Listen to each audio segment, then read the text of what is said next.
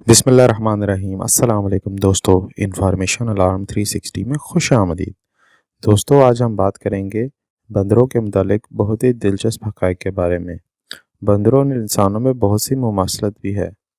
بندروں اور انسانوں میں پائی جانے والی مماثلت ایک لمبے عرصے سے سائنسدانوں کو متوجہ کیے ہوئے ہے۔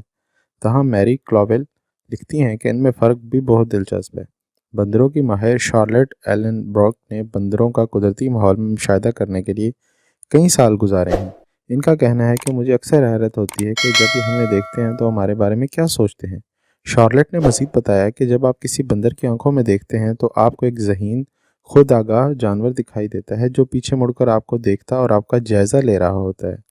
بندروں اور انسانوں میں اس قدر مماثلت ہے کہ زمین پر ہمارے قریب ترین رشتہ داروں سے ہمیں کیا چیز الگ کرتی ہے، اس پر تعجب نہ کرنا ممکن نہیں ہے۔ آر ایل گارنر ان لوگوں میں سے ایک ہے جنہوں نے مغربی افریقہ میں چمپینزیوں کے ساتھ رہ کر فرق تلاش کرنے کی کوشش کی تھی۔ گارنر نے سن 1896 میں لکھا تھا کہ یہاں کوئی دوسری مخلوق ان پر مشاہدہ کرنے والے کو اتنا متوجہ نہیں کرتی جتنا کہ یہ انسانی نسل کے چھوٹے پتلے۔ انہوں نے موجود جسمانی مشابہت کو دیکھا اور اس کے ساتھ ساتھ ان کے سماجی تعلقات، بہت سارے جذبات اور اپنے چھوٹوں کا خیال رکھنے کے جذبے کو بھی محسوس کیا۔ لیکن جس چیز نے گارنر کو بہت زیادہ حیرت میں مبتلا کیا وہ تھی ان کی زبان۔ انہوں نے بندروں کو آپس میں بات چیت کرتے دیکھا، لیکن وہ کیا کہہ رہے تھے اور کیوں؟ گارنر نے لکھا کہ ان کے بولنے سے جو آوازیں پیدا ہو رہی تھیں ان میں ایک صحیح گفتگو کی تمام خصوصیات موجود تھیں۔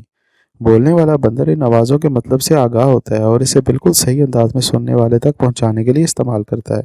انہوں نے مزید لکھا ہے کہ بندر کسی ایک کو مخاطب کر کے اس کی جانب دیکھ کر بات کرتا ہے اور وہ صورتحال کے مطابق اپنی آواز میں اتار چڑھاؤ لاتا ہے۔ وہ جانتا ہے کہ آواز اپنے خیالات کو دوسروں تک پہنچانے کا ذریعہ ہے۔ یہ اور اس جیسے کئی دوسرے حقائق سے معلوم ہوتا ہے کہ یہ ایک قسم کی زبان ہے۔ بندروں کی زبان نے ہمیں صدیوں سے اپنی جانب متوجہ کیا ہوا ہے۔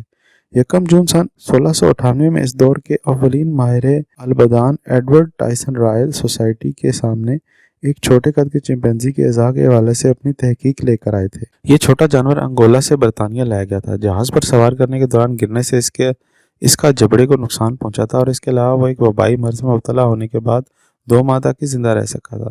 ان کی یہ تحقیق ان کی ایک کتاب کی شکل میں موجود ہے جس میں ایک بندر، انسان اور چمپینزی کا موازنہ کرنے اور اس جانور کی ہڈیوں اور پٹھوں کی تفصیل اور پیمائش کے علاوہ دل کو چھو لینے والی کہانی بھی ہے۔ کیسے اس بحری جہاز کے عملے نے اس جانور کا خیال رکھا تھا۔ جہاز کے عملے نے اس بندر کو کپڑے پہنائے، اسے اپنے ساتھ میز پر بٹھا کر کھانا کھلایا اور یہاں تک کہ اسے بستر پر بھی سلایا۔ اس سے معلوم ہوتا ہے کہ اس جانور نے ملاحوں کو بھی حیرت میں ڈال دیا تھا۔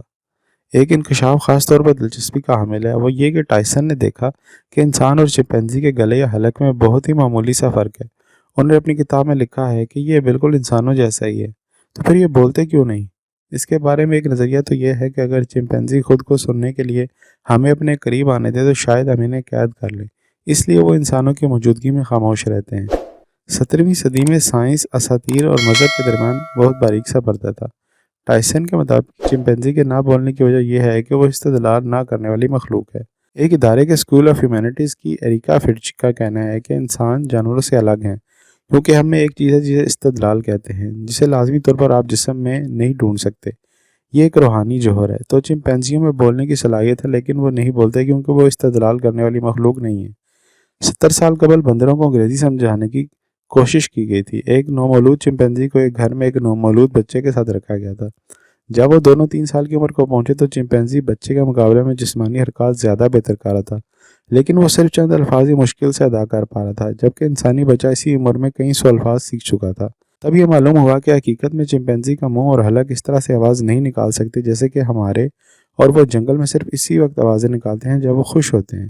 اس کے بعد اشاروں کی زبان کی بنیاد پر ایک نئی تحقیق نے جنم لیا، خاص طور پر ایملسن ایک امریکی طرز کے اشاروں کی زبان ہے۔ یہ بندروں کو سمجھنے میں ایک بڑی پیش رفت تھی۔ چمپینزیوں نے انتہائی تیزی سے تقریباً 200 الفاظ اور جملے سیکھ لیے، اور بات یہ ہے کہ وہ خود سے الفاظ کو جوڑ کر نئے الفاظ بنانے لگے، جیسا کہ مشہور چمپینزی واشو جس نے ایک ہنس کو تالاب میں تیرتے دیکھا تو پانی اور اس پرندے کو ملا کر اپنا نام بنا لیا۔ گزشتہ دہائیوں میں ہم نے چمپینزیوں پر کئی تجربات کیے ہیں، جس میں سن 1970 اور 1980 بندروں کی زبان پر ہونے والی تحقیق کا سنہرا دور تھا۔ इसी दौरान बंदरों को इशारों की ज़ुबान के हवाले से बटन दबाकर तस्वीर के ज़रिए खाना मांगने और फिल्म देखने जैसी चीज़ें करना सिखाई गई, लेकिन ये सिर्फ छोटे कद वाले चिंपैंजी ही ज़्यादा बेहतर कर पाते थे। कांजी नामी के चिंपैंजी आसान जुमले बनाने के साथ साथ ये कहने की भी सलाहियत रखते थे कि वो क्या कर रहे थे और मुस्तकबिल में क्या करना चाहते हैं। तमाम बंदरों के मशहूर माहिर रॉबर्ट स्पार्क्सी इस बात को मुस्तरद करते हैं। इनका कहना है कि तजर्बात से मालूम होता है कि ये बंदरों की सलाहियत नहीं बल्कि इंसानों की नकल उतारना है। तो दोस्तों, कैसी लगी आपको बंदरों से मुतल्लिक ये दिलचस्प मालूमात? उम्मीद करता हूँ कि इन मालूमात से आपके इल्म में ज़रूर इजाफ़ा हुआ होगा और ये अनोखी मालूमाती वीडियो आपको ज़रूर पसंद आई होगी। दोस्तों, इस वीडियो को शेयर करना और चैनल को सब्सक्राइब करना ना भूलिएगा। मिलेंगे किसी और मालूमाती वीडियो के साथ, तब तक के लिए अल्लाह हाफ़िज़।